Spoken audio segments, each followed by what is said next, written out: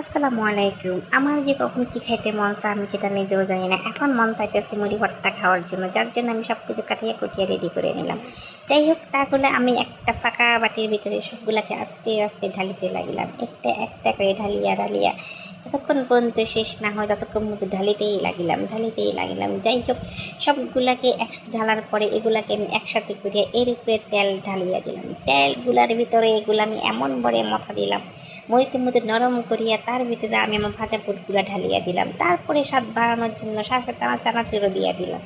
যাই হোক, এগুলাকে আমি এখন এমনভাবে মতিব যে একটা মজাদার চানাচুর ভর্তা হয়ে গিয়েছে।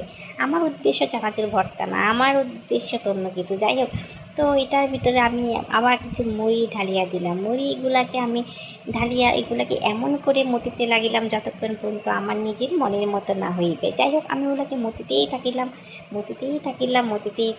একটা পর্যায়ে দেখি এগুলা শেষ। এখন দেখেন আমি কত সুন্দর করিয়া মথিয়া মুড়ি ভর্তা বানিয়ে আপনাকেও ডাকিতেছি। এই যে নেন নেন, কে খাবেন, আসেন আসেন, তাড়াতাড়ি শেষ হইয়া গেলে কিন্তু আর পাবেন না। আল্লাহ।